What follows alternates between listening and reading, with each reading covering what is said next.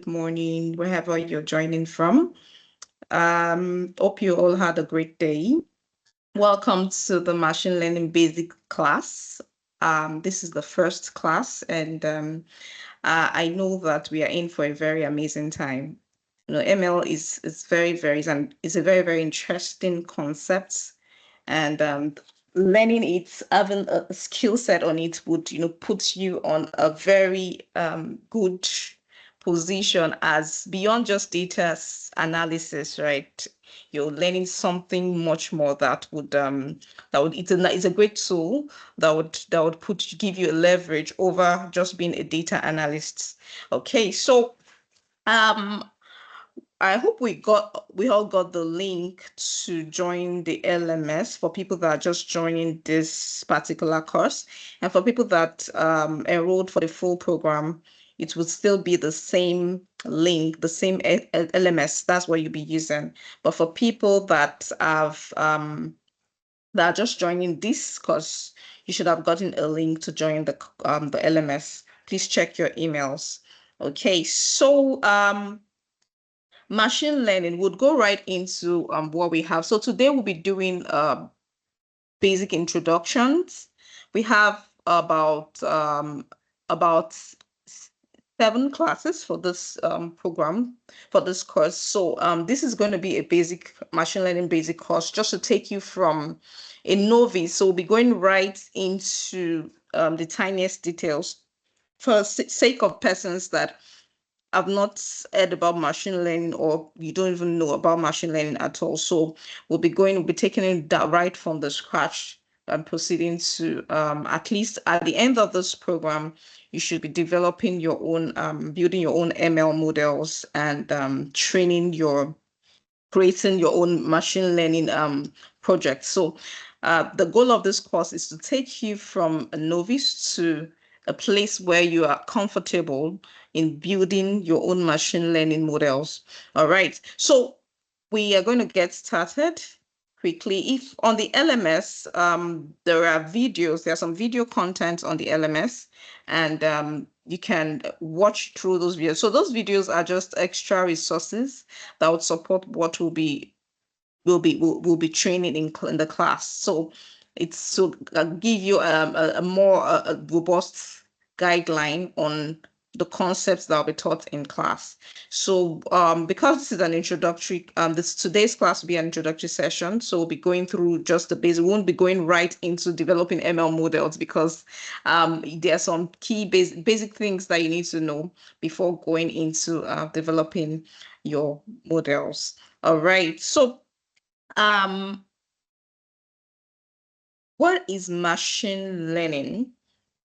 So I'm sure that we've all heard of the word machine. You've all heard of the word learning, right? And then you've been hearing AI, data science, data analysis, and all of that. But now we are in machine learning. So what is actually machine learning? First of all, I would take it from this angle. What is a machine? A machine is like an equipment, something that automates your work. Instead of you doing a manual job, it tends to like automate your work for you, right? So that I'm just giving a layman's definition. Okay, then what does it mean to learn? What is learning? Learning involves you trying to understand concepts that you've never known before, things that you don't know on your own. You have to pick it up and start learning. And for you to learn, right, you have to have something that you're learning from. So I don't want to go straight into the definition so that you understand why the essence of machine learning and why we're doing machine learning. Okay, so when you're learning, the first point of call is that you have something that you want, just like you're learning machine learning. Yes, there is a data, there's some sort of information that you want to acquire knowledge about. You want some things that are not um in your brain scope. They are not in your let me just use your learning bank, your knowledge base, right? As we are learning, we all have the knowledge base stored somewhere in our brain. So things that, for example, somebody that wants to learn how to play chess, right? The first thing to do is, okay, add a tutor, get somebody to train you. So in the process of you learning, you're feeding on something, you're acquiring knowledge, you are getting a form of some sort of understanding. And that knowledge in this case is data. In this case, in the machine learning, is even our day-to-day activities. For you to learn something, you're feeding on a knowledge base, and that is data. Something that, what is data? Data is just a piece of information, something that you're knowing for the first time. So now bringing those two together, machine learning involves you learning based on automation, and based on you acquiring knowledge, and you're doing this knowledge-based acquisition. You're not acquiring it just, it's a kind of some sort of automated learning, and it's based on a particular data. So I want to bring it into the context of our discussion. Now, machine learning came up as a result of artificial intelligence. So over the time, when before AI started, we had data, we had people doing a lot of data, we had databases and all of that. Then AI came into it, artificial intelligence, you having some sort of what human beings naturally would know how to do. We want to train computers to do them, right? Without programming. Now I'm going to be explaining what normally when you have software developers, they would always feed the system with a part, some sort of code instructions, and then the system will carry out those instructions based on what it's been fed with.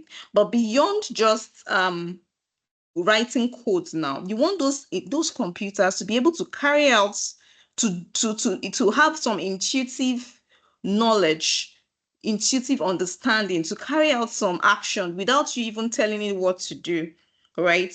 That's what, when you look at the field of robotics, and you see that a lot of people would say, I'm training my robot to do this thing, to act like this, and all of that. It's coming from somewhere. It stems from artificial intelligence. So machine learning is just a subset of artificial intelligence. I know AI, we've heard of AI. AI is one of the most dynamic and widely utilized fields in technology today.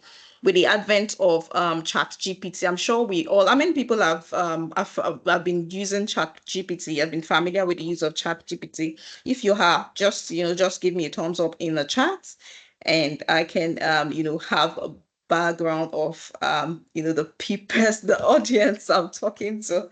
All right. So for people that are familiar with the use of chat GPT, you see that it's a kind of application that makes it's easy to, you can interact. It's very, very intuitive.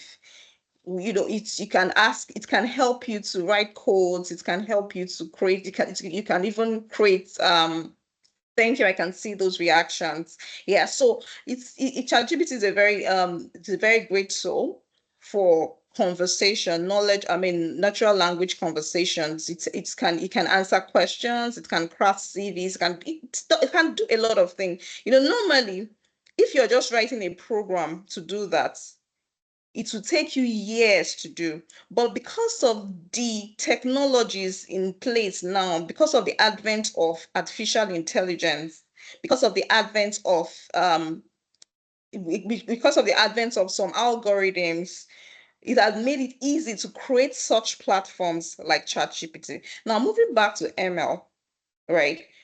What is machine learning in respect to all that I've said together? So it involves the development of algorithms that enables computer to learn from and make predictions or decisions based on data. I when we're going through, for people that went through the Python for data science course, and then the visualization course, you can see that for we're majorly doing descriptive analysis or descriptive modeling, because you are taking historical data, maybe data that has been gathered over time, for example, maybe in a sales data set, or any data set in a particular field. It could be an health related data set gathered over a particular time, and then you're trying to make sense of that data.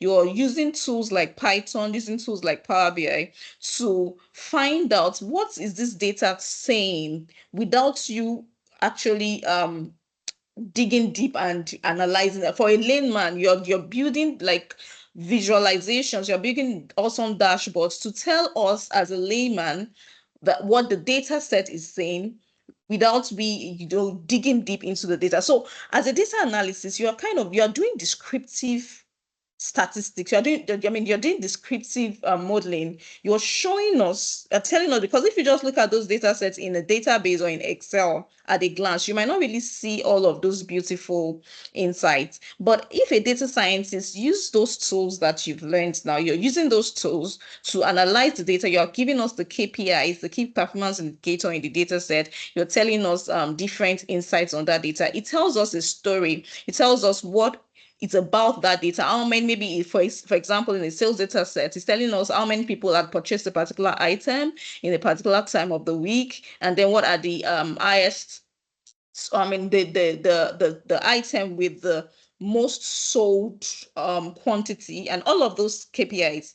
You have that on a dashboard or in a report. Now that is descriptive analysis or descriptive modeling.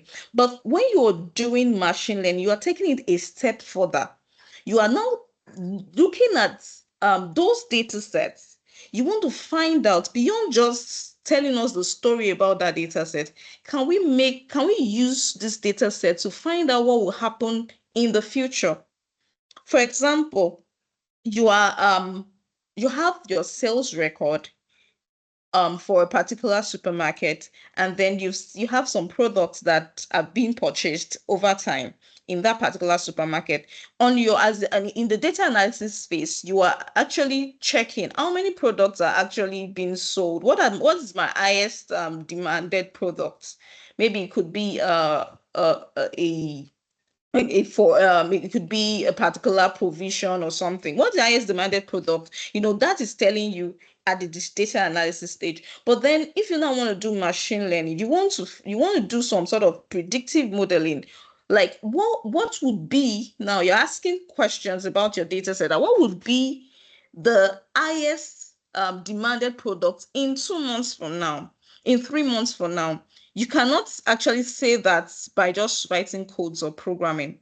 You are able to determine that using predictive modeling, and that's where machine learning comes from. So you're developing some sort of algorithms. Like there are some algorithms already in place that have been developed by some people, but you're now applying those algorithms to your data sets such that at the end of you training that particular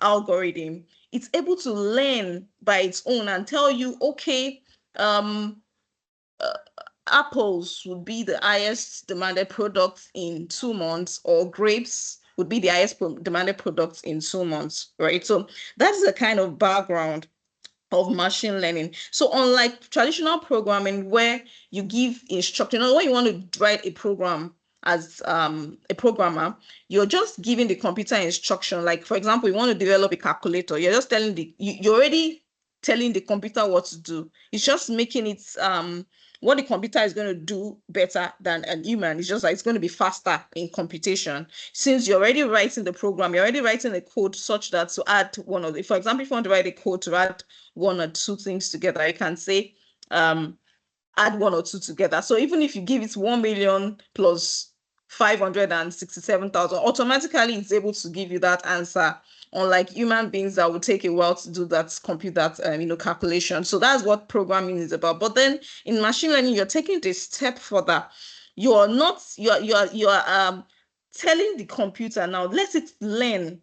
You're giving it historical data to learn from, and then it's able to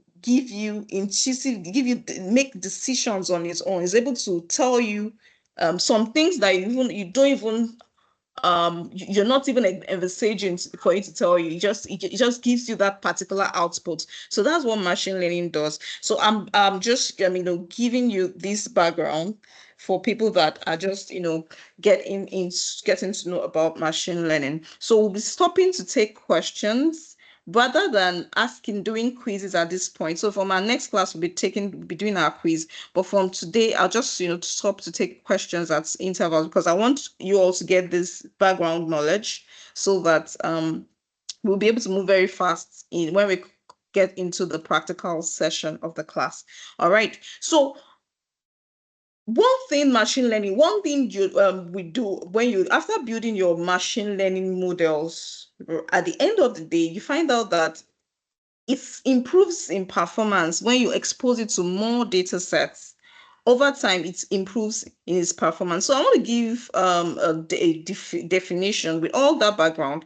I want to give a definition to what I'm saying, all that I'm saying, just to wrap it up. So machine learning is defined as a study and application of algorithms and statistical models that allows computer systems to perform tasks without explicit instructions, relying instead on pattern and inference. So all that I'm saying is that it is you're studying and applying some set of algorithms. So in the process of this course, we'll be looking at some algorithms, or you can also call it machine learning models. Some people call it statistical models. So you're going to be looking at some of these algorithms, and then you're going to be using them to you're going to be learning how to use this algorithm to train your existing data set such that it's going to learn some patterns. It's going to learn some patterns of or on that particular data, such that at the end of the day, on its own, it's going to just make its own prediction because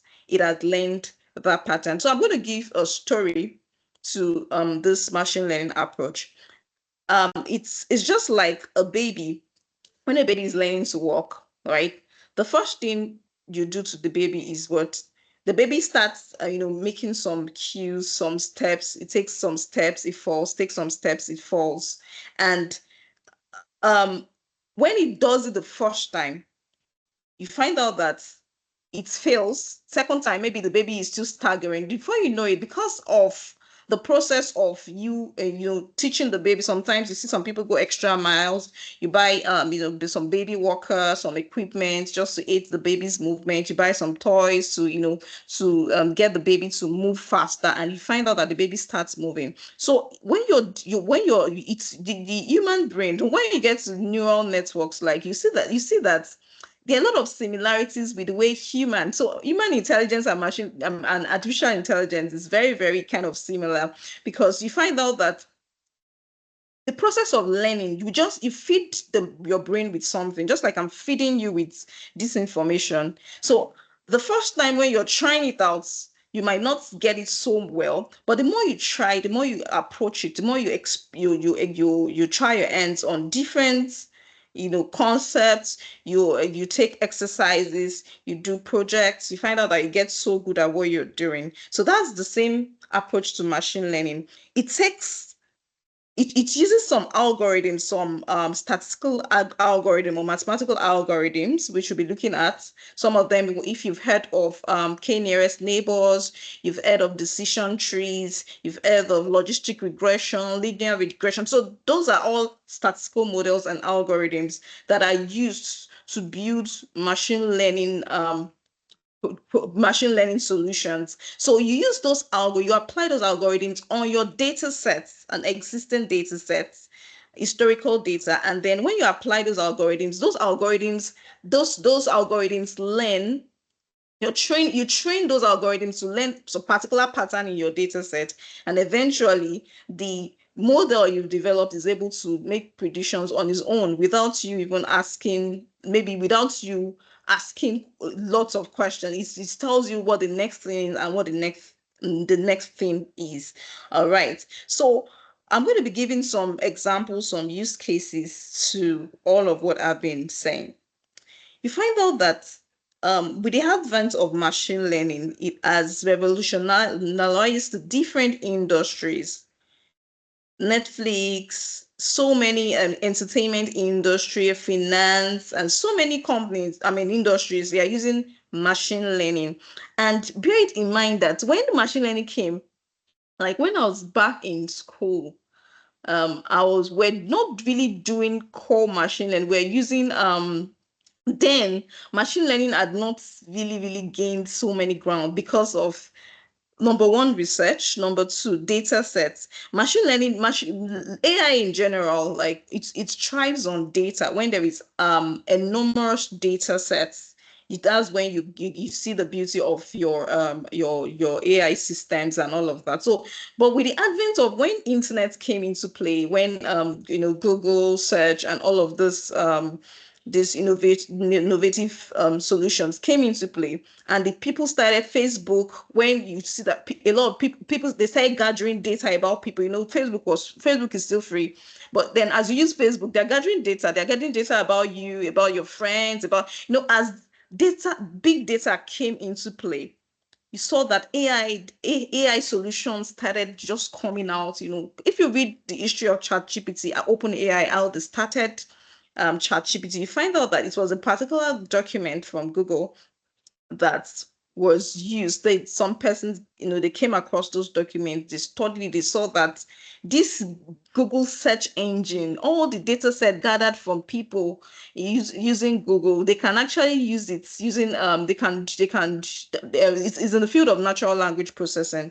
They could process all of these languages and turn it into something more intuitive. Let's build another search engine that can automatically it's very, very interactive, like an human. It can help you solve your problem. You don't have to, when you do your normal Google search, you want to probably you're looking for a particular answer to a question. You just search Google. Google gives you different suggestions of web pages, and then you drill down, you start checking which one is relevant to my question. But now ChatGPT has taken a step for that. You just ask the uh the application question, and it gives you all of those every information you need about your question, and then it even gives you extra resources, links, and all of that relevant. So they took Google search queries, and they took it a step further into developing a solution that makes it makes life easy for people. So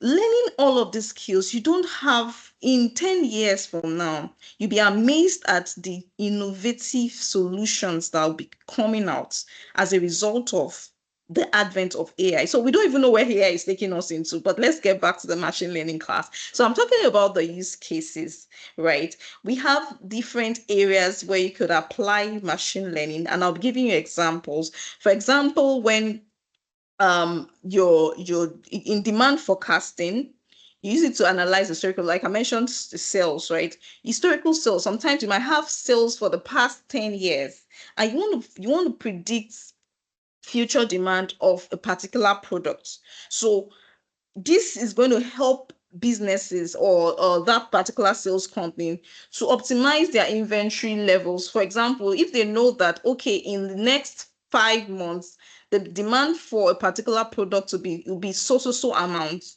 So I need to I need to increase my inventory for that particular product and focus rather than just buying things or just stocking up your store without even knowing whether somebody's going to buy that product on. So it's going to reduce a lot of costs. It's going to help them to save time, help them to focus on what is necessary. So that is part of why machine learning is applicable. It's also used in inventory management. Now, in inventory management, you're forecasting demand as well as you're analyzing patterns. So there are times that you've used Amazon store, and some of these stores in Nigeria, you have Jumia, you have Kunga, then you have, let me just use Amazon, for example. Whenever you buy something from Amazon, and they have there are a lot of things. It's not just the website now. There are a lot of things going on at the background.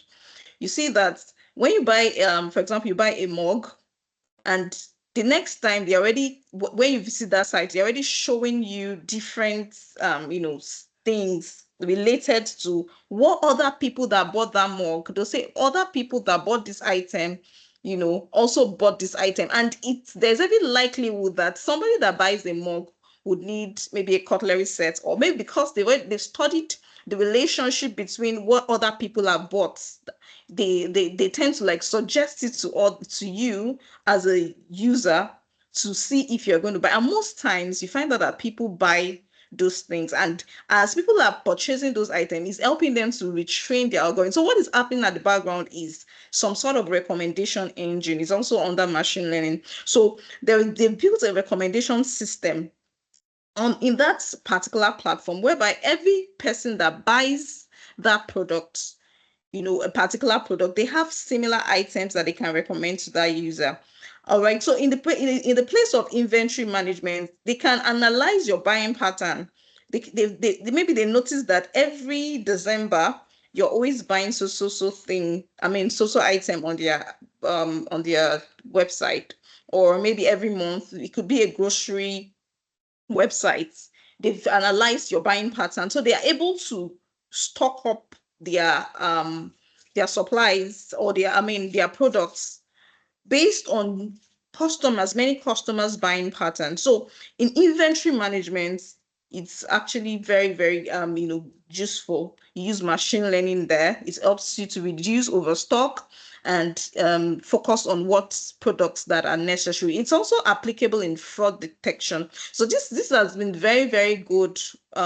Machine learning has been so great in fraud detection. With the advent of machine learning, you find out that so many companies now are open to even giving loans out, because they've discovered a way of making prediction of customers that would actually default when you give a loan, or not default when you give a loan. So I'm talking now in the context of fraud detection, you could use machine learning to identify unusual pattern in transactional data. For example, you find out that you can analyze a kind of financial record such that you're able to study somebody's transaction history and see if maybe there is any fraudulent activity going on. It's machine learning that can help you. There are some algorithms that you can use to identify that in using machine learning. So if you can apply it in fraud detection, it's applicable in finance, it's applicable in sales, it's applicable everywhere. So machine learning is a very, very great concept. Great aspect of AI, as well as spam detection. I'm sure we are used to, all the spam filters on our emails, on our mobiles. Sometimes you find out that there are some SMSs that your provider has already tagged.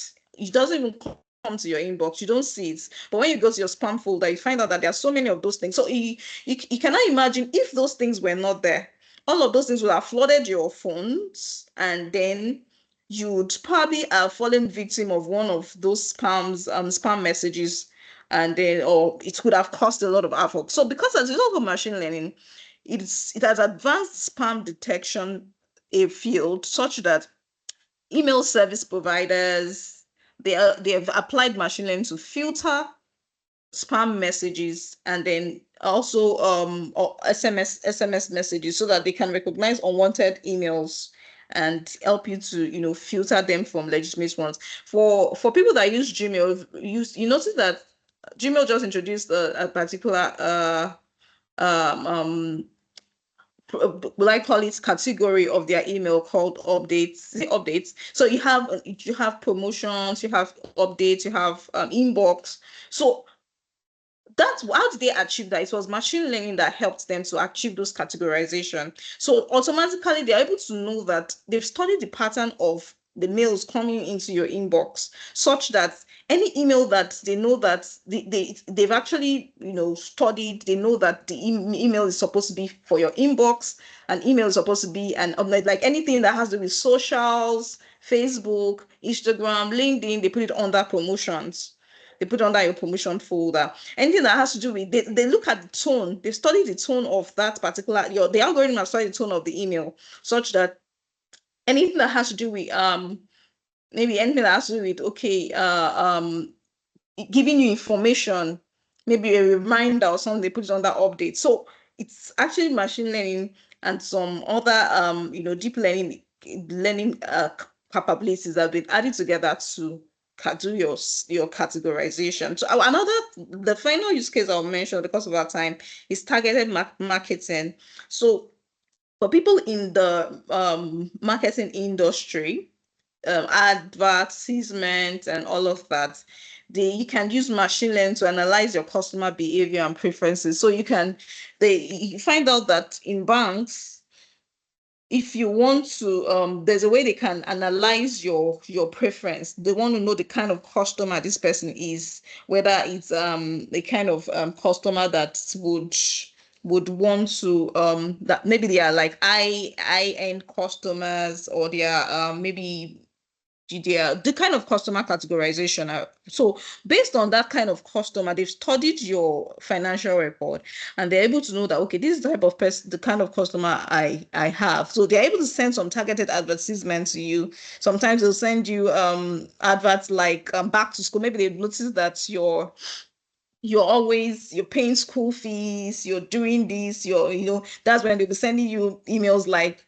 we have back to school support, we have, all of those kind of target advertisement, which is actually necessary for that particular person client. So if you don't have machine learning in place, it wouldn't make their time, it will make a very good use of their time, because they won't actually have direction on what to do with their clients. And when customers get such emails, they'll feel that, oh, so this bank actually knows what I'm doing, or is aware of my needs. You understand? So you imagine that you have a kind of customer, and then maybe you have a business, and you are sending those clients what they actually need at every point in time. Those customers, you retain them. It enables you to retain your customers, and then you're increasing your profit. So those are just some use cases of machine learning. I just I highlighted few of them just to see the applicability of what you are learning, what you're about to learn, or what you've known, or you're expanding your knowledge on, so that you can give it all attention. And I'm telling you that machine learning, as much as is very, very interesting to see all these use cases, it involves a lot of time. You have to give time to it, and then you have to focus on learning. Sometimes you want to be discouraged to learn it, but then it's very, very interesting once you can put your heart to it. All right. Okay, so machine learning is very, very versatile and has capability to process vast amounts of data. So you can have tons and tons of data sets in terms of gigatons of data. Machine learning has the capability to make it an invaluable tool across numerous domains. So you see that there is this will I call it word people use, that data is the new oil, the crude oil of AI is data, and all of that. You find out that every organization, they really cherish their data sets. There is this privacy and protection over data, because you don't know what that data can amount to, right? You don't know what that data can be used to. Once you give that data set to a very good data analyst plus data scientist and ML experts, you find out that you can use that data set to create amazing solutions, and would solve problems, and you would yield several amounts of returns for you. You can imagine the use of the ChatGPT and Google and Google's records of search history and all of that.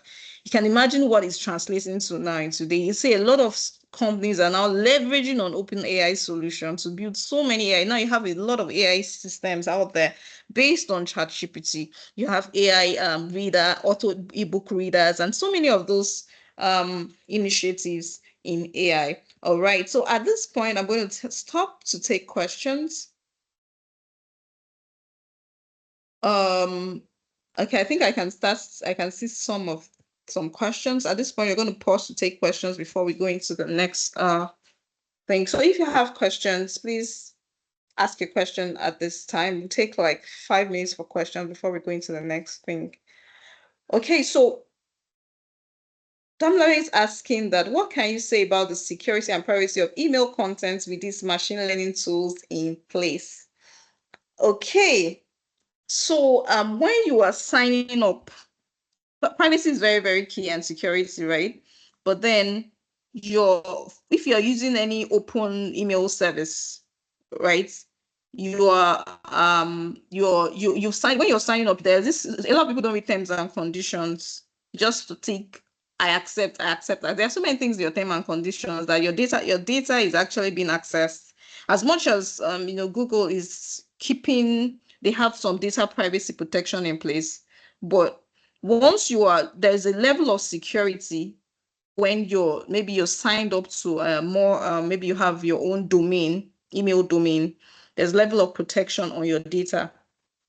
You have an added layer of security based on what you subscribe to. But for so many open emails, just all these emails, there's a level of security, but I don't know what is going on at the background. Based on, you have to go and read the privacy policy of some of these providers to be sure. Even so many platforms that you join, you don't even know how much of your data that is being used. So many things that are free, you find out that there are a lot of applications you just sign up on, most especially when you're on maybe you're doing on your mobile phone, you just sign up for apps that they'll tell you free, free, free, and then you're just using it. You don't know what they're using your data for, right? So you just have to, if you know, most times when you take your time to read, you see that they'll say that they'll put some clauses there that this data set can be used and shared with the third party, blah, blah, blah, blah, blah. But you just said yes, you don't know. So um as much as if you want to take privacy and security into perspective, you need to also pay attention to what platforms you're joining, what are you signing to, and all of that with your private information. But the truth is, most of your basic information, because you are on the internet, is available, right? Now, but when it comes to some more, private data like your banking information and all of that, so at the level of your financial institution, that is actually well, protected and, preserved based on, there are so many policies around privacy, and that's why there is this field called AI ethics and AI what's it called now? Equitable, is it equitable AI? No, AI ethics, where you have to, they want to put policies in place with respect to the use of AI systems, because now AI systems is like they are very, very powerful. There are a lot of people building robots that maybe for our mentorship session, I'll be showing you some videos. There are so many videos out there, new technologies coming up, people building so many sophisticated systems that you just be wondering that what will the world be like in the next 10 to 20 years? How are we going to relate with one another? So there are a lot of ethics around AI systems, right? That's a lot of government policies and trying to stop the use of people, they using people's data anyhow. But at the same time, you just have to also, pay attention to your privacy with this advent of AI tools and ML tools in place. But there is no doubt that there's for you to be online, there is there's some part of your information that are accessible, like your name, maybe for you to be on LinkedIn, of course, everybody knows your name, they know your friends, and so many key basic things about you, right? So it's open to the public, right? So I don't know if that answers the question. Do we have any other questions? Any other questions?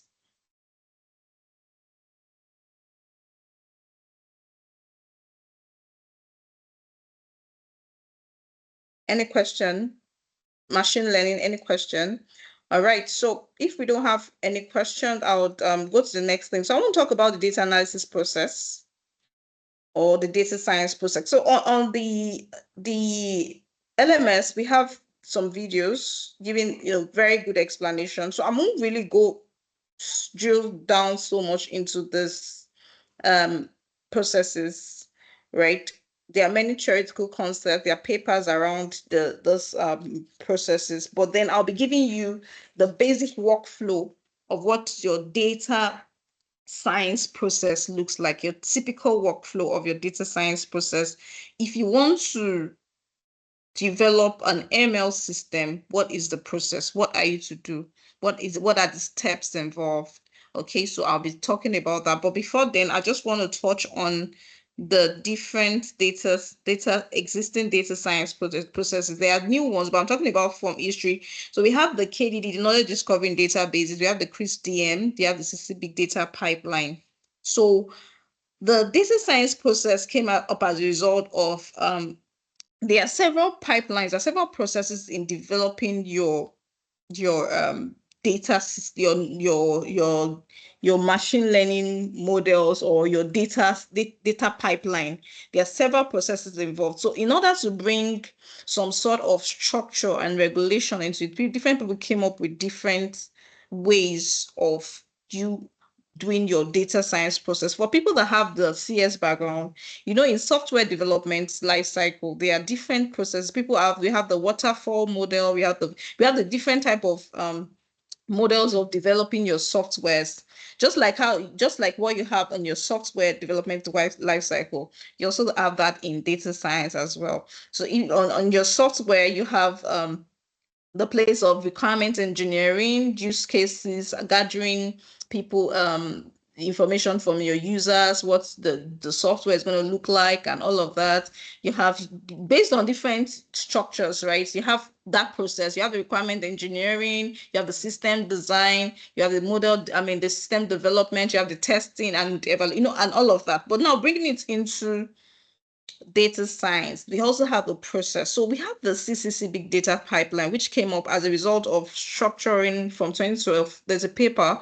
If you check that video, it's to give you more further explanation on that reference to that paper. So they came up with this process of the big data pipeline. You acquiring and recording your data after you need to extract and clean it and annotate it.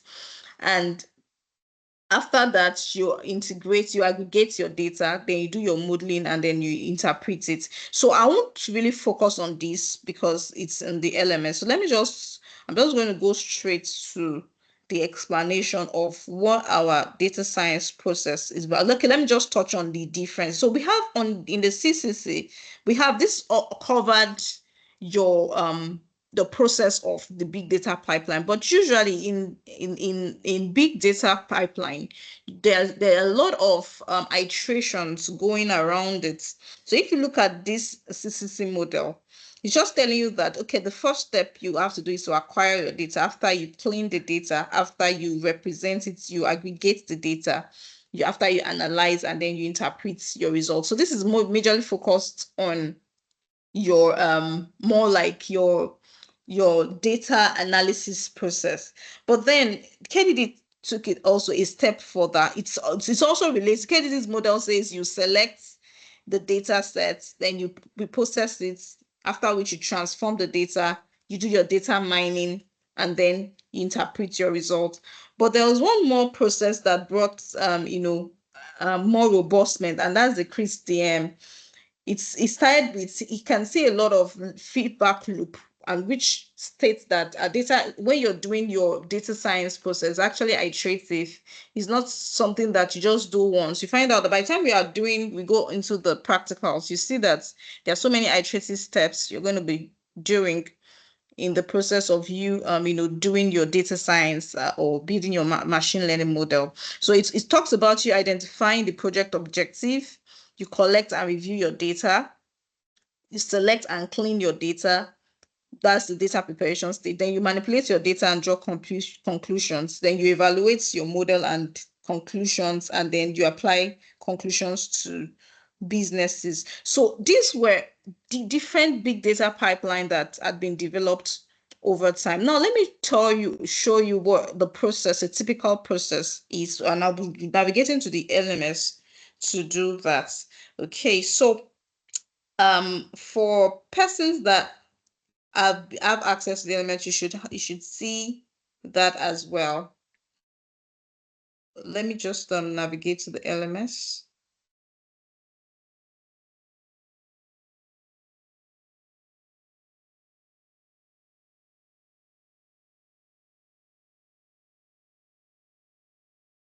Okay, just a minute.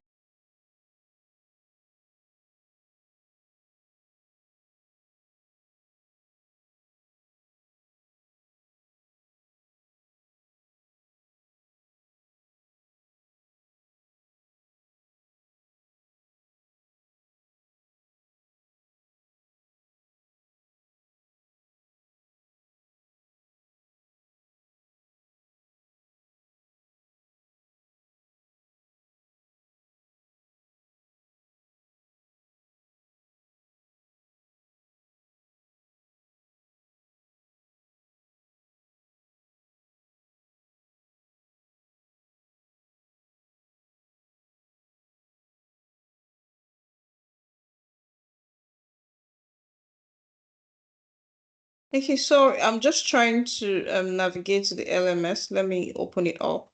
So for persons that just joined, you should be able to access the LMS via the link sent to your to your emails. So let me just go to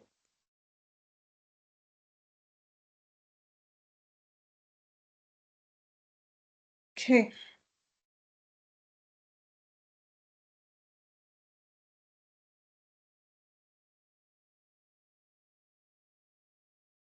So I'm trying to okay, it's still loading. I don't know what's just okay.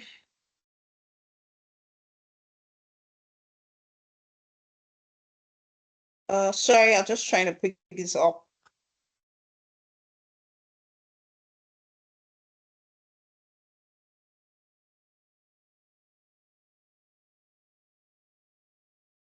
Okay, so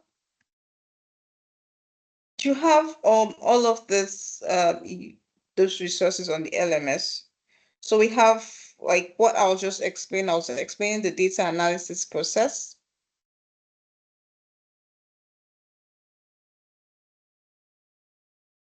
Okay, so I just want to touch on this this ones so that I will just bring more explanation to what the process looks like. To be sure that I'm on mute. Can you all hear me? Okay, yes, you can. You can hear me. I'm not on mute.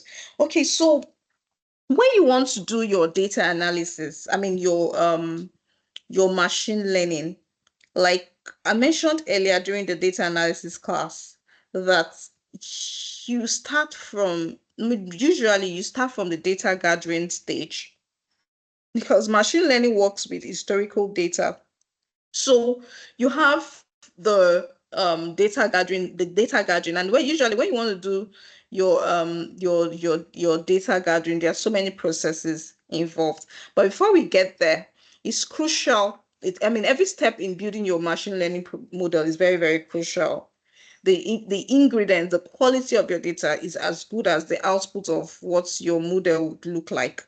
Okay, so I'm going to be taking you through the process of you building a typical machine learning solution. So the first step is actually the problem definition. You have to define what problem am I trying to solve. So in our subsequent class, I'll be introducing you to the there are so different type of machine learning problems, and that would tell you what kind of algorithms you're going to be using to solve your problem. So we have the first step of defining your problem. You have to clearly define what problem am I solving? Is it a spam filtering problem? Is it a fraud detection problem?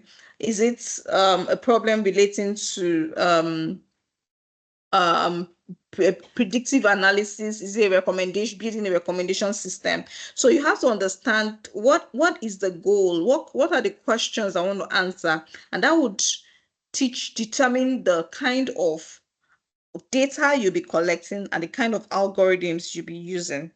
Okay, so for example, I'm going to use a use case to walk you through this process. I want to build a machine learning solution to predict the prices of let me use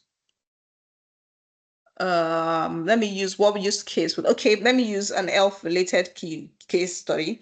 I want to build a machine learning problem to predict whether somebody would have malaria or not. You can build an ML algorithm around that based on historical data. So that's a problem. I want to build a solution to determine what if for everybody that uses my solution, before you even have malaria, right? I want to have a system such that when you get there, you are able to impute some parameters and it's going to tell you whether you have malaria in the next 5 days or not. So I'm just using that typical solution. That's an ML problem. I want to build a model that can predict whether a person would have malaria or not. So people actually use such models for, I don't know if you've come across some of these online hospitals. There are some of this platform whereby you have doctors, before they actually refer you to the experts, you actually go through a system online whereby you can, talk about your symptoms. You're chatting, ask you about your symptoms and everything. Then you tell you what kind of this maybe sickness that you're likely to have. Then they connect you with an online doctor, gives you prescription and all of that. Then whether they now tell you, okay, go for this particular. So you've not left your home, but then you're already receiving diagnosis online. So it's ML, it's actually machine learning that helps them to build such systems. So that is a problem. I want to build a solution like that. I want to build a solution whereby I'm able to predict some type of diseases. Now, the next step is I've defined my problem. I want to build that solution. I have to identify what type of problem is. So in the other next subsequent class, I'll be telling you the different type of machine learning problems. We have the supervised learning problems. We have the unsupervised learning problems. So, but for the sake of this introductory class, I'll just mention the type of problem that are solving with this use case. So in the place of you predicting whether a person will have malaria or not, that is a classification problem.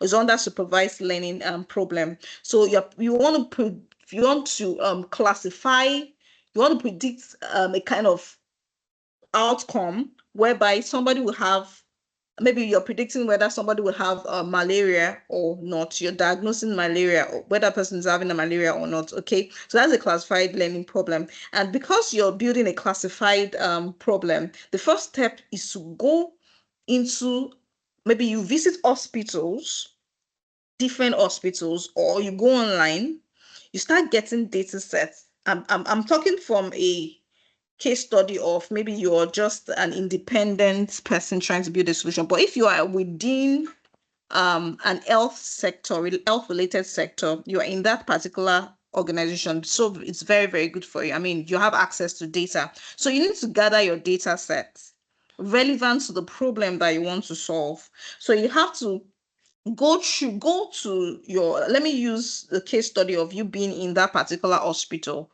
Maybe you are a machine learning engineer in that particular hospital. So you go to your database team, you ask them, can I have all the records of the clients over the past maybe 10, the more the better, over the past 10 or 20 years, of people that have had malaria?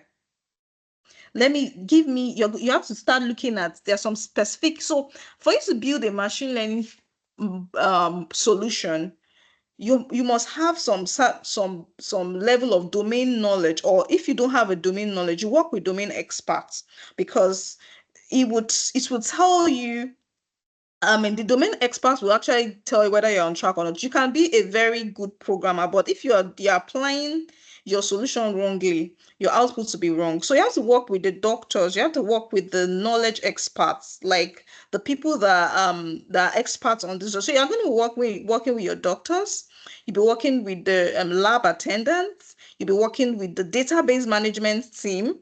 And then you, as a machine learning engineer, you know what you want to do. So we are at the data collection stage. So you need to gather relevant data with respect to the problem you're trying to solve. So this involves extracting data from various sources, databases. You could use API, you could scrape your data, or you could visit. Now I'm talking about you being uh, a member of that particular organization, health organization. So you go to your database team and tell them that, okay, I want to gather data. Meanwhile, you'd have gotten, you first of all go to the doctors, you ask the doctors, okay, doctors, what are the symptoms of malaria?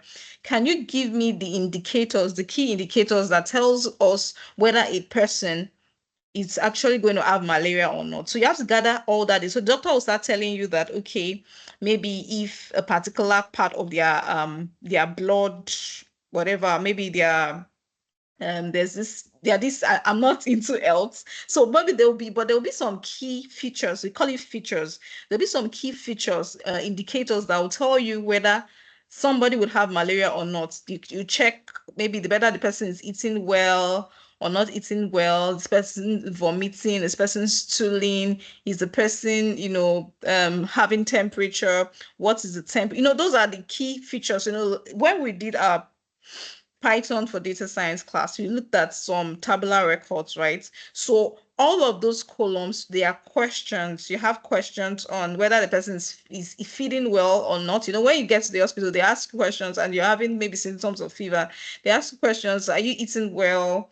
Did you eat this morning? Did you throw up? So all those questions are inputs to your machine learning algorithm. That's part of your data gathering process. So you're going to ask your doctors or your experts, what are the key indicators that tells us whether somebody is going to have malaria or not? So you gather all those indicators, then you go to the database, you get data of all the people that have actually had malaria, that gone through that hospital, that had malaria, and you input all the parameters of those persons. So for a particular, so different people, right?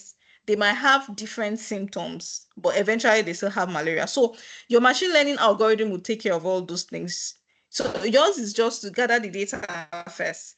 So the machine learning algorithms, they are so powerful that they learn all the patterns. They look at all the combinations, the patterns, and they eventually tell you whether the clients that will be coming after would have malaria or not. So after gathering all the data, all your records, then you come to the data analysis stage. So in the the data cleaning stage. So you've done your data collection, you've gathered the data from your data based team, or maybe you're doing your personal project, you go online to look for data sets for people that have had malaria. And so when you're gathering your data, because you're doing a classification problem, you're going to also include people that are LD, people that are not having malaria. People that don't have malaria. What are the parameters of people that have malaria, and the parameters of people that don't have malaria? All of them would be in your data sets, so that you would have a balanced data. So you're having people that have malaria and people that don't have malaria. They'll be part of your record. So example, you could have about 20 questions, key questions that you've gathered, and then you have like 1,000 or maybe 100,000 people over the past 10 years that have had malaria and the people that have not had malaria. So you could have maybe a 50% data, which is that's very good, because if you're dealing with classification problems, they have their peculiar use type of issues with data, which you're dealing with their data imbalance. So you having a balanced data set would be very, very good for your analysis. All right, so moving forward, we have the data cleaning. Now, having gathered your data, so in the process of you gathering your data, most times in real life, your data is not always very, very organized. Like you can just easily import from Excel. No, most times you have it messed up. Like in the process of you gathering your data, you have so many missing columns, all your missing values, so many parameters. Sometimes some people might want to write in the process of data entry, they might want to write number of pregnancies, and they write, instead of 0, they write instead of 10, they write 1,000. So in that case, all of those places of doing all those kind of records, you have to take care of that. And that's where your knowledge of Python comes into play. So for this class, I want to assume that you all have a very good angle of Python, or even a basic angle of Python. And that's why we said this class is a prerequisite for the this Python rather is a prerequisite for this class. So if you've not gone through the Python class, you can just go through the recordings and you refresh your knowledge on Python, and then so that to help you in doing the machine learning class. So you use your knowledge of pandas and NumPy, your visualization tools. You do your, at the data cleaning stage, you can clean your data using Python, correct all the missing values, remove the duplicates. We did that during the pandas class. You remove all the outliers, transform, just clean your data, make it tidy it up such that it would be good for analysis. Now, after the data cleaning process, the next thing is to do your exploratory data analysis. So this step is very, very key in your machine learning process, because you now want to analyze, and that's where the data analysis people come in. And so you see that for you to do data science, your skill set as as a data analyst is very, very key and handy, because that will help you build a very good robust model. So you have your data analysis, exploratory data analysis phase, where what you're doing now, you want to start querying your data even before building your model. You're already seeing the columns that are actually good indicators that people will have malaria or not. It's just like that airline satisfaction data and dashboard we built. Before, if you want to take it to the machine learning level, you could just say you want to predict whether a customer will be satisfied on our airline or not. What are the parameters that would you know? So in the process of reanalyzing our data set, you'd have seen that there were some parameters like in-flight entertainment, like food, like based on your analysis, you've seen that there are some key parameters that actually influenced whether people are satisfied on your date on your airline or not. So bringing it into health, there are some key parameters when you're analyzing your data set. You're saying you're understanding the data, trying to know what are the relationships between the features. What are the features that would actually give us, that would likely be the highest predictors when we want to do our data, our modeling. So you're doing all of that during the data analysis phase. So I haven't done data analysis, right? What the data analysis helps you to do, it helps you to select your features. So there's a process called the feature selection phase, right? Let's talk about the feature engineering. So when you finish your data analysis, you do your feature engineering. So most times you might in a real life scenario, you might have like 100 features. When I talk about features, I'm talking about columns in your data set, 100 features that you've gathered. But most times you might not use that 100 features for your model development. So what you're concerned about is I'm concerned about the features that are actually that are highest predictors, that are good predictors for my machine learning model. Those are the ones that I would actually want to concentrate on. I don't want to focus on features that would add noise to my data set. Okay, so to my model rather. So in the process of you doing your feature engineering and your feature selection, you can see that you can streamline using some of the tools and that would learn about. You see that you can reduce the number of columns from 100 to 10 good ones that would actually impact your model development. So at the same state of feature engineering, you are creating new features, you're modifying the existing ones such that it will improve your machine learning model. So in the process of you doing your feature engineering, you do your scaling. There are some type of data that you have to scale. Like there are some data sets that you might be having different ranges on your column. So when we get into that, the practicals, I'll be showing you what those mean. But for the sake of this explanation, I'll just stick to the basics so that I don't confuse you. All right. So in the feature engineering stage, you'll be doing some scaling, you'll be encoding categorical variables. For example, you'll have data sets that are in the form of maybe you've collected temperature. Temperature has high, low, medium. Maybe the parameters there on your column is saying high, low, medium. That's what is on that particular row. When you're doing your machine learning, you have to convert those high, low, medium into numbers. So you now have to, and then the process of converting it is called encoding. You have to encode them. So all of those steps will be, shown to you during the class. All right. So But that's what you do during the feature engineering. You encode the categorical features, you extract useful information, and then you just make your data sets, you prepare it for your machine model development. So after doing the feature engineering, you have to split your data. You have the data splitting phase where you you have to split. Now you have where the data, your data sets might be maybe a total of 1,000 records with 20 columns, for example. You've gathered 1,000 records. Records in this case is, we are talking about different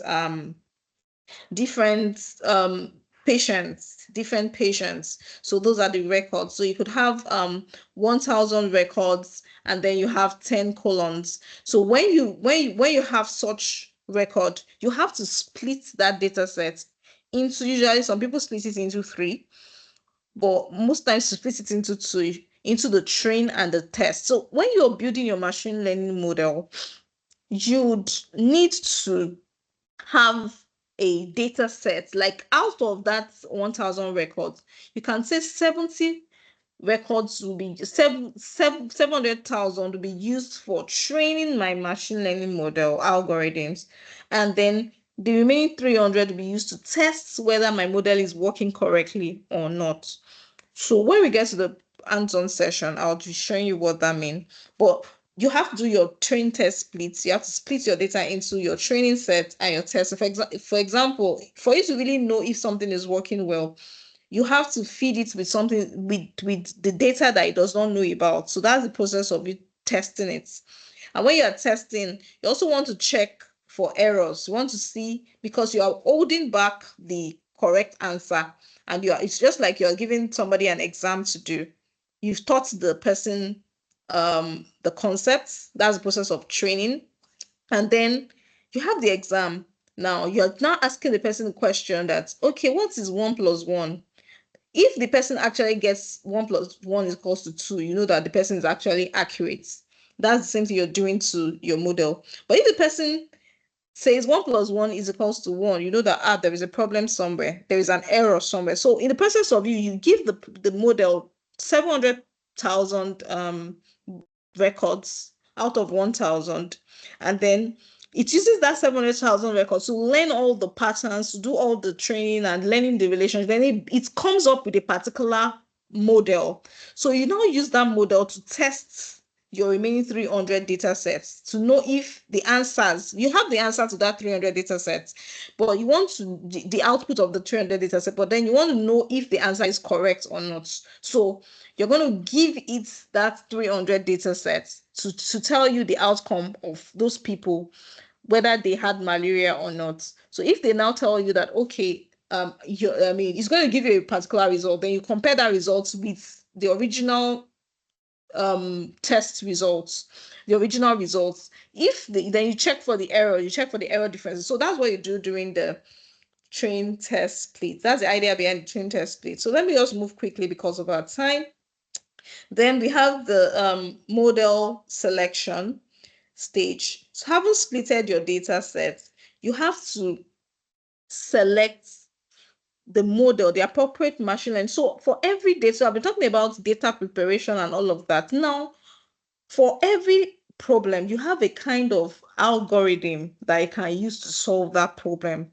For example, this machine learning health-related malaria prediction problem, it's a classification problem. So there are classification algorithms that people had actually developed that you can use on your data sets to build an ML solution for you. So part of those classification algorithm, we have the KNN classifier, we have we have logistic regression. We have so many of those algorithms that you can use. So you have to select your model, the model that you want to use. So usually this process is iterative because you can use about 20 models, and then you have to check the one that is giving you the best accuracy score or the best performance.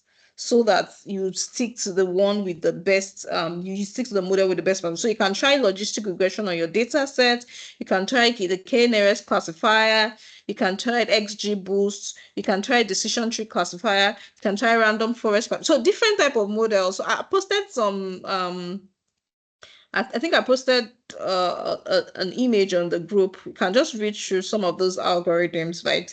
They are very, they have their different functions. They have what what they are good at predicting. So you have to select your model, and when you select your model, then you now use that model to build to train. There's a process of training. You have to use to train the data, the 700 data sets that you have splitted. You train it on your model. And then for every of those 700,000 data sets, you are giving it the answer. So there's a process of training that goes on with that in that model development phase, model training phase.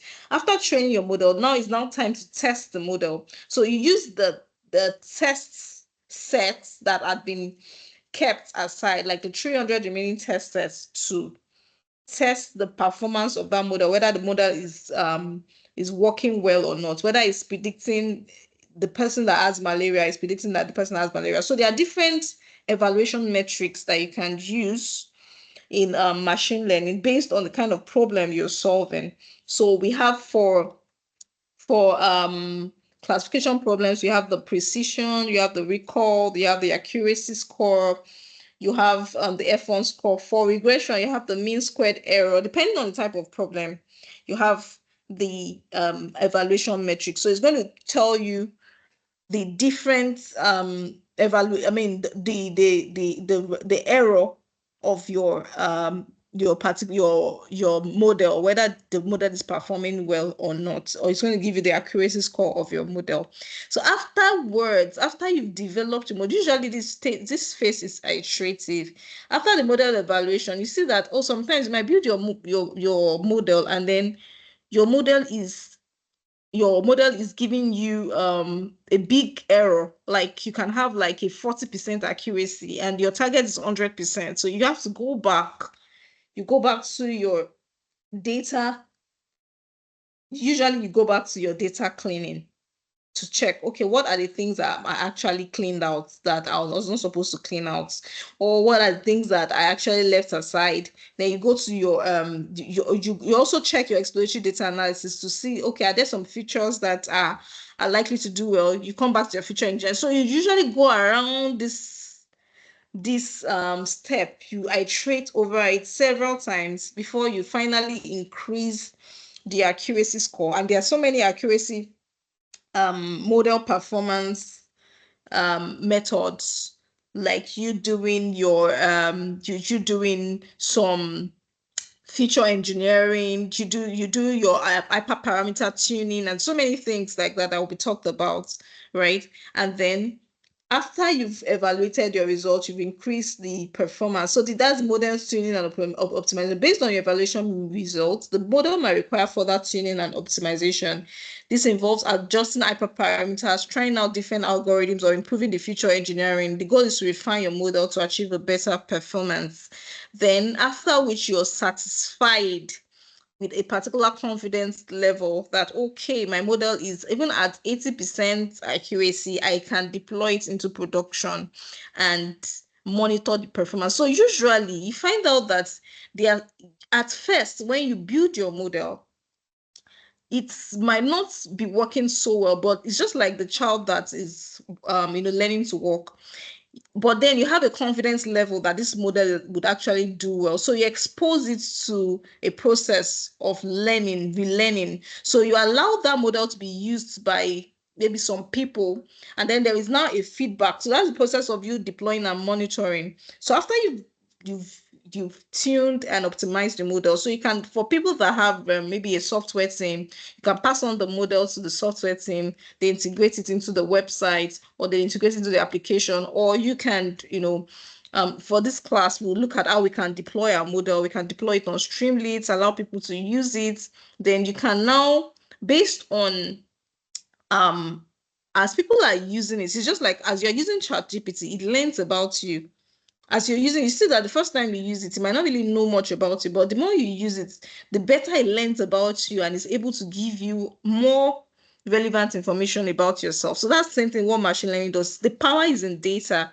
It does a lot of relearning. So when you deploy it, you're monitoring the model performance in real time to ensure that it's performing well. So as you could set up alerts, if it's degrading, and then you use that data sets to retrain your model. So I just summarized all this. I just went through all the steps and details because it's going to be key. You have to understand the process of, having your machine learning algorithms. I mean, developing your machine learning pipeline, your machine learning models, because usually the way to develop sometimes might be confusing to somebody starting off. But once you understand these processes and you know, okay, what am I supposed to be doing at every point in time, to be easy for you to develop your machine learning application. So I don't know, do we have questions at this time? Do we have questions before we go to the next thing that we'll be doing?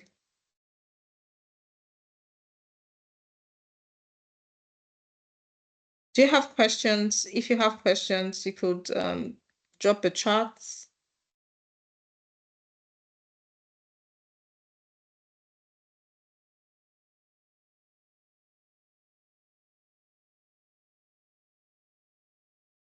Are we still all here? Do we have any question from any of the process, all that I've mentioned so far? Do you have questions?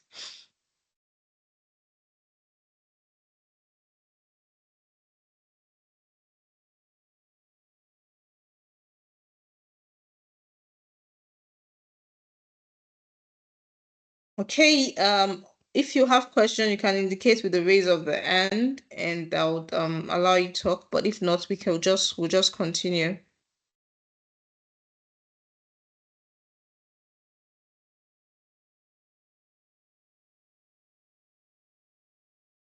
Okay, so if we don't have questions, I'll just we showed the demo during the last mentorship session, but for the sake of this class, I'm going to be showing you another demo so that you can further understand what we are explaining, to further firm up your understanding of what we're explaining. So I'm going to be sharing my screen.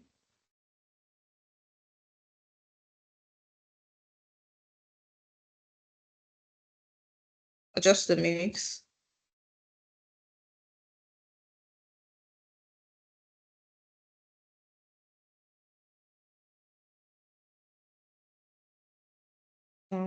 What's the name of this?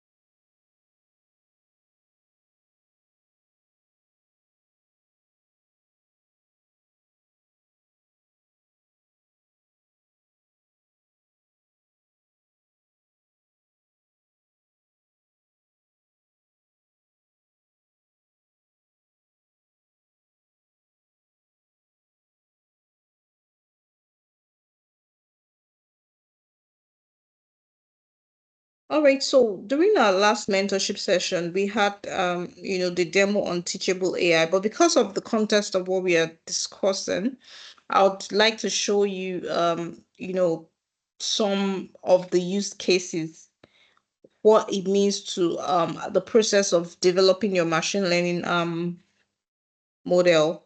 So in machine learning, you have different type of data sets that you can work with.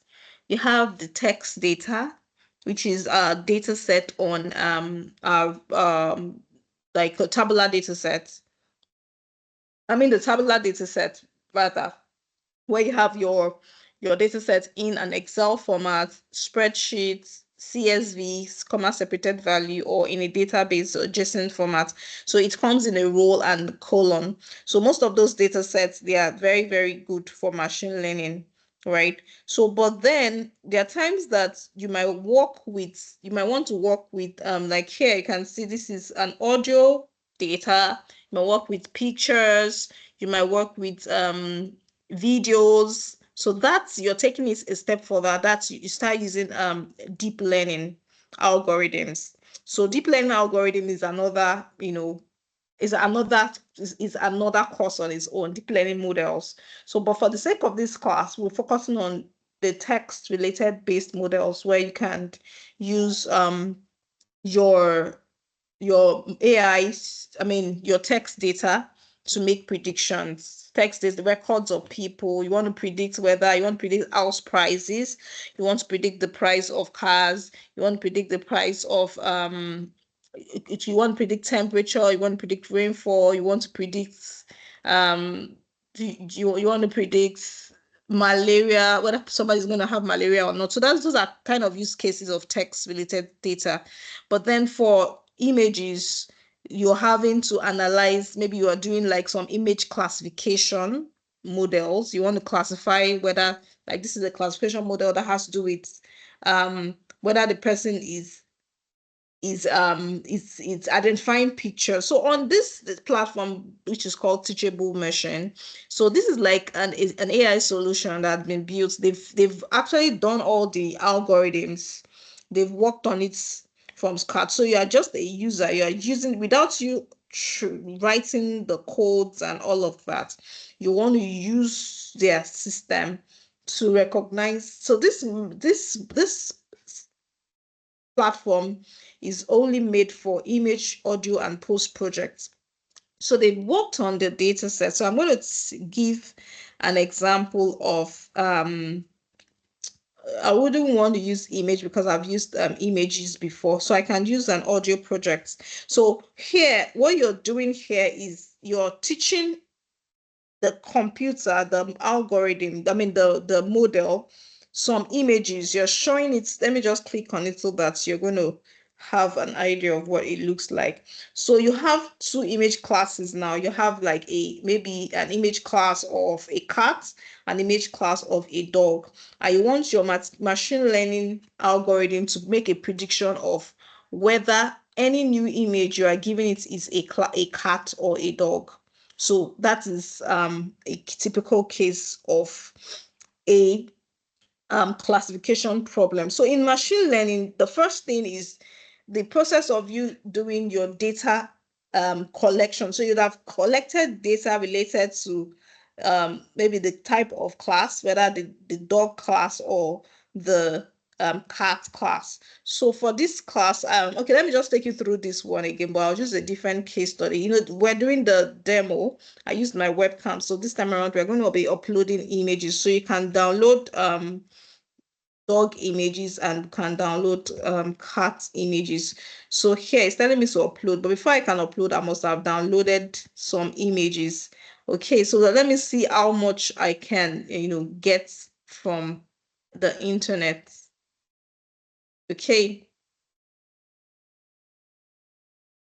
so I can just go and say dog images.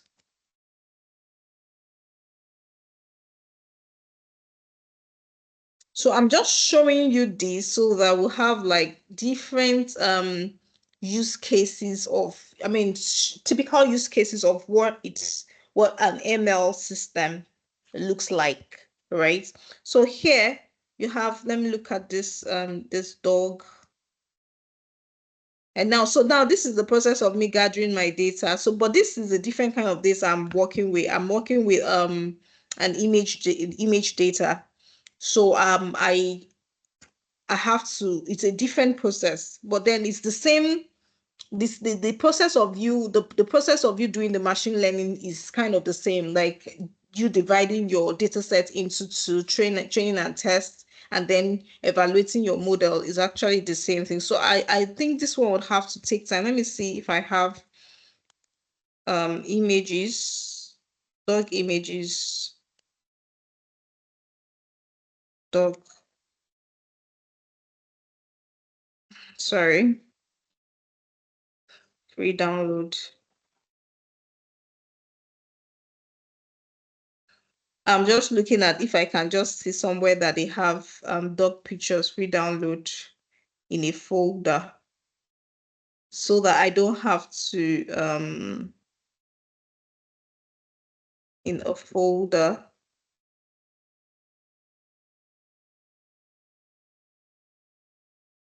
Okay.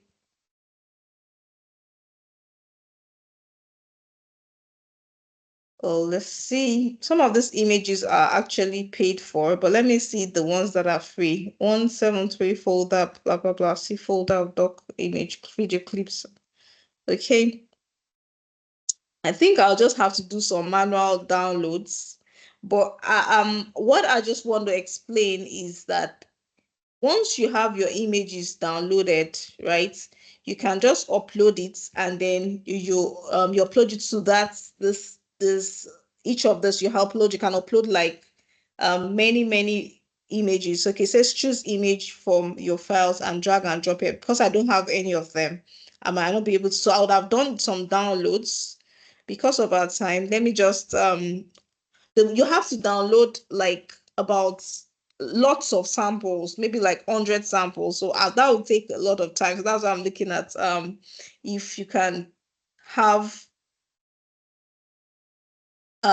let me see if you can have a folder where they are all stored somewhere. Okay, let's try. Since we have some time in our hand, let's just try and let me just download some of them.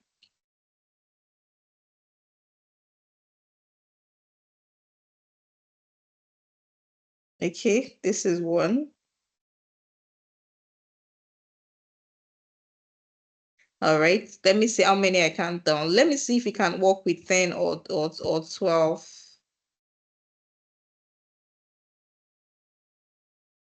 2.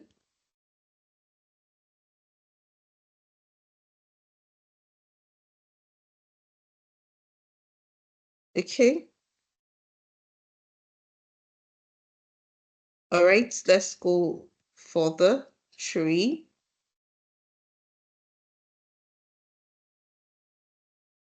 Haha, so this is a dog. 4.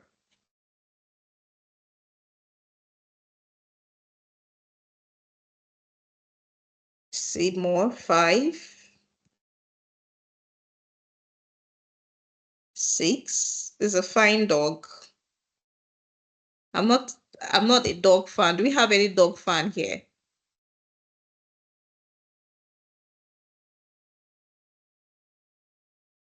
How many people like dogs?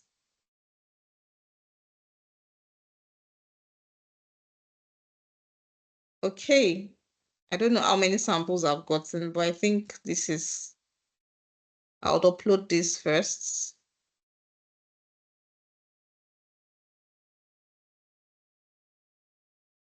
Okay, so let me do another one for cats.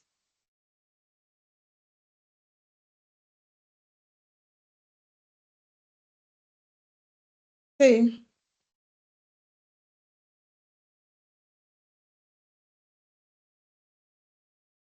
So I'm just going to go to my download and put them all in a folder.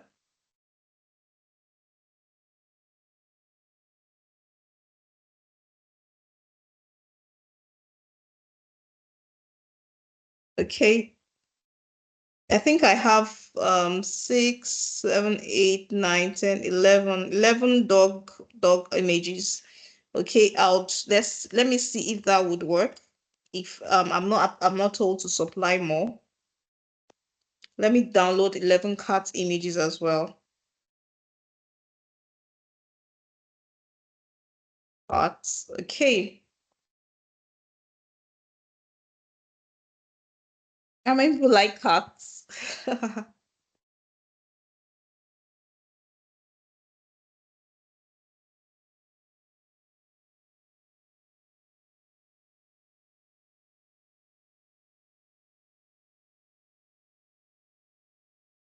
Okay, let me continue.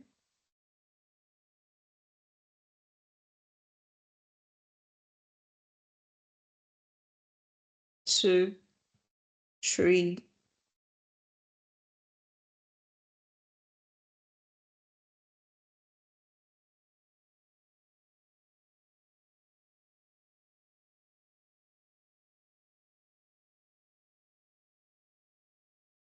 4,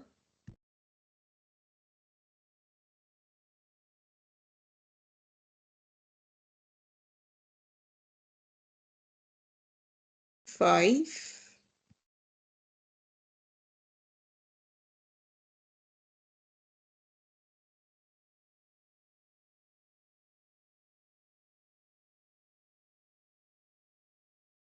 6,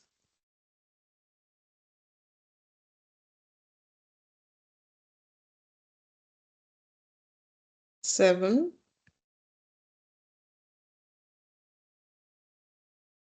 8, 9,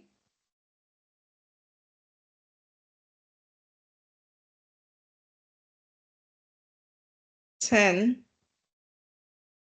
Okay, so let me use this ones that I've downloaded, and let's see how far we can go with that. So this is a kind of an image classification system where you have different images of different items, and then you want to classify them into their different classes, whether they are cats or dogs. Okay, so here I just noticed that it's just 5 pictures that was downloaded. So let me just go back. Maybe there was a problem somewhere in the network. Let me download more.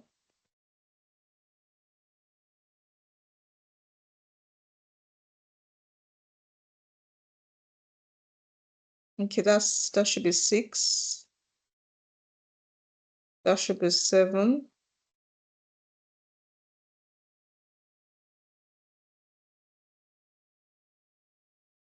That should be 8. That should be 9. And that should be 10.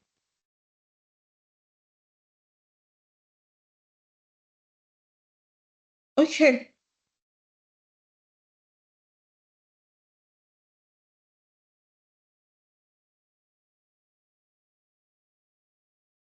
Okay, so let's go back to our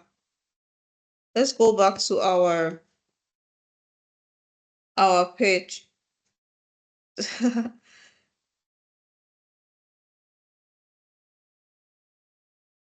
Okay, Olayemi, you're not a pet lover, cat, dog, or anything. Okay.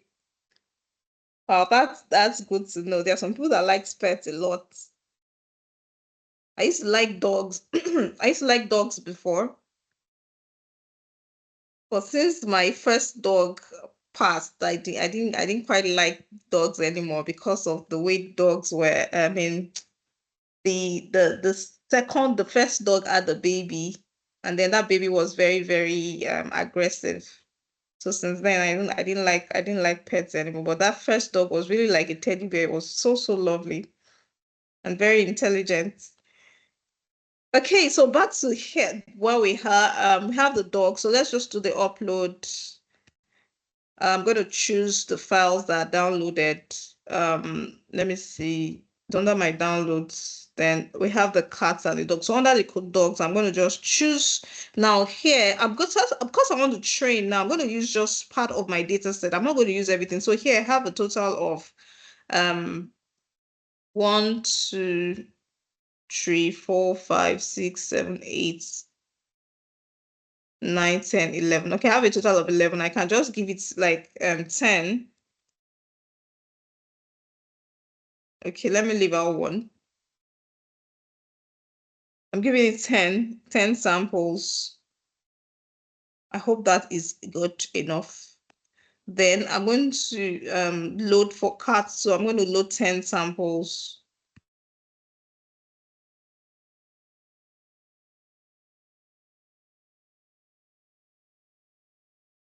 Okay, so I think I just have 3, 4, 5, 6, 7, 8, 9, 10. 10 samples for cats. So I left out one sample. So that one sample will be for my test sets. I'm going to be using to test the model to see if actually what I'm testing is what's the output. So now in the process of you training, so this is not the kind of data set we'll be working with, but I'm just showing you this so that you kind of have a pictorial picture of what is going on when you're doing your you're developing your machine learning model. So we've given this is the process of splitting our data into training sets and the test set. So we supply this is our entire data that we've gathered. We want to apply to the machine learning model. So this process of this application is doing it for you automatically. So but you will be doing the coding yourself during our trainings. We'll be showing you how to do the coding from scratch, how to come up with something. You can also build an application like this where people can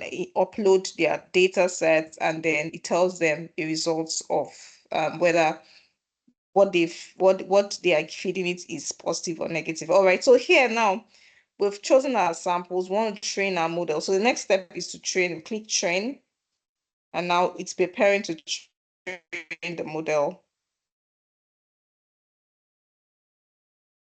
Some of these cats are looking like dog. I hope I uploaded the right thing, the right data set. This is looking like a dog, right? This is a dog. I think I uploaded the wrong one. These cats images are looking like dogs.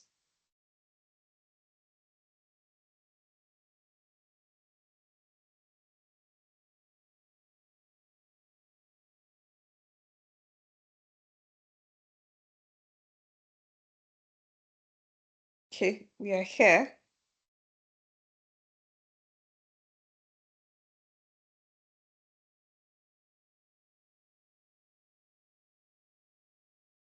Okay, now it's telling me that I should export my model. I want to test the model now. It has trained the model, but I'm thinking there is a problem during my training. Let me remove some of these samples. Let me see that most of this sample is the same thing with the other one. I think I went to select the same sample.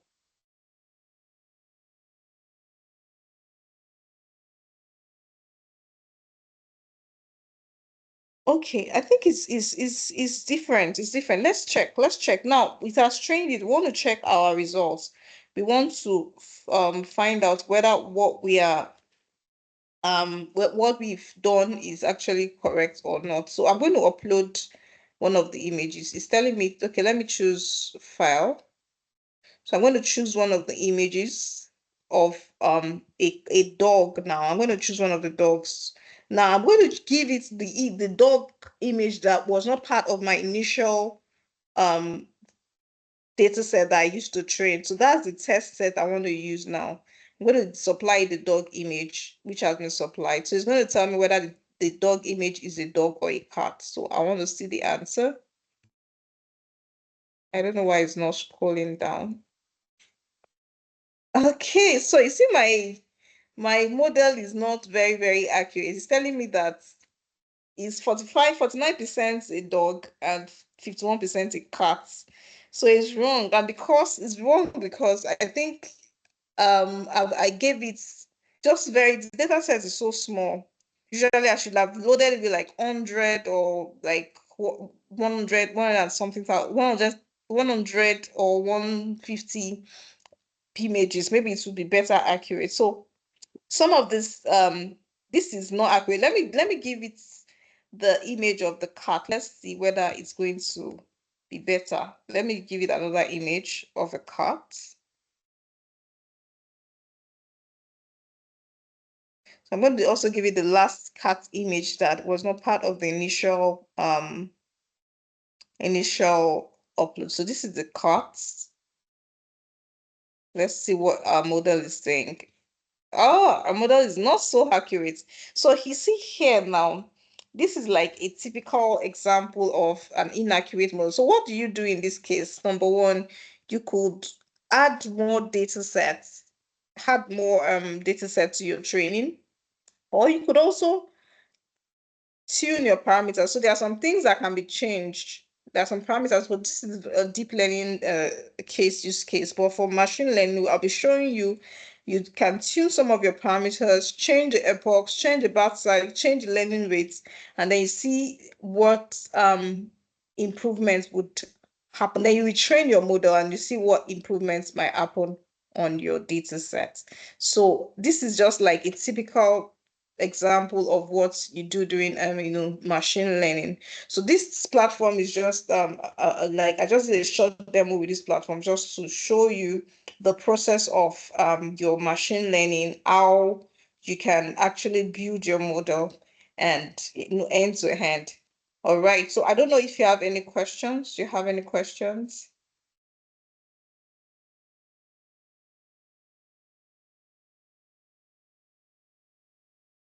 Do we have any questions?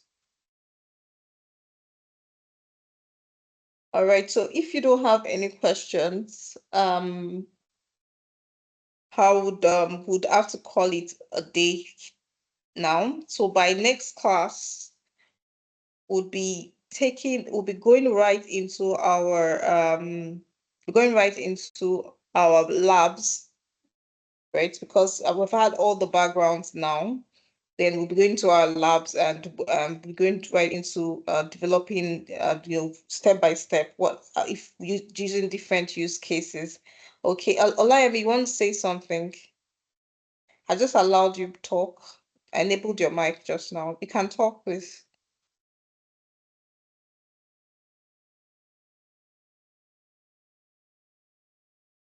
Olayemi, you can talk. I just enabled your mic.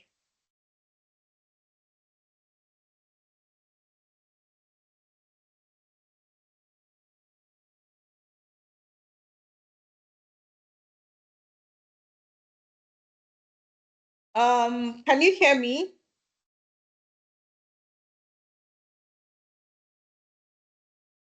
If you can hear, if you can hear me, you can talk. You can talk. I think you were raising up your hand.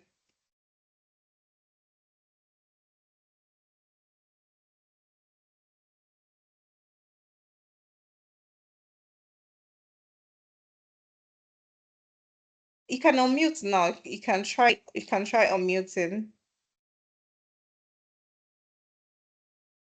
I just enabled your audio, your mic rather.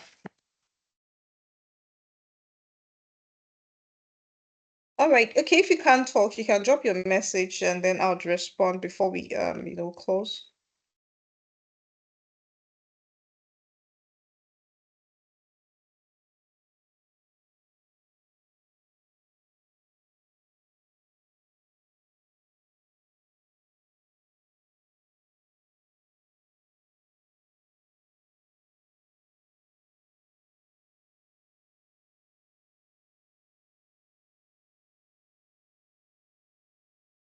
Okay. While we'll wait, I don't know if we have any other questions. Do we have any other questions before we call it a close?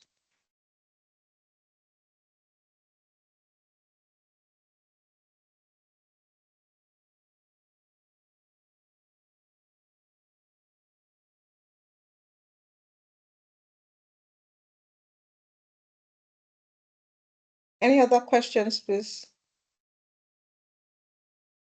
Okay, so for the our labs, no, we're not using teachable machines. We are creating our own ML models. So I just went through that teachable machine interface just to have for people to have some sort of view of what it is to build an AI system. So that's what the understanding of training, testing, splitting your data set and evaluation, just like what I explained. So that's why I went through the teachable machine. So for our labs to be building your ML models with our data sets, with examples, there's example data sets. Then you can now build, you can build an interface using Streamlit, like teachable machine if you want to. Depending on our time, how far we can cover some concepts. We'll be able to build our own interface where people can, go to, use a model to test your model to see if it's actually working for that particular purpose.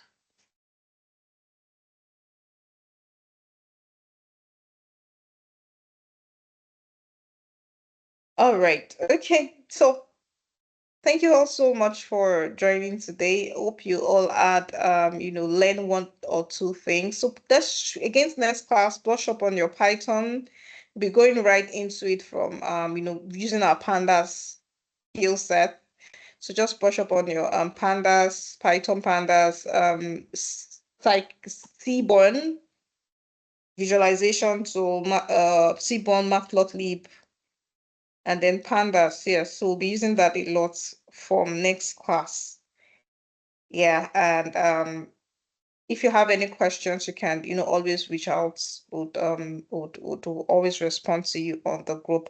Tomorrow is we're having one of our second mentorship session tomorrow. So do well to attend. We'll be sharing the link on the group. It's open to everybody, so we'll just share it on the group for everyone to join by 8 o'clock in the evening tomorrow. All right. Do have a wonderful evening. Enjoy the rest of your day. Bye, everyone.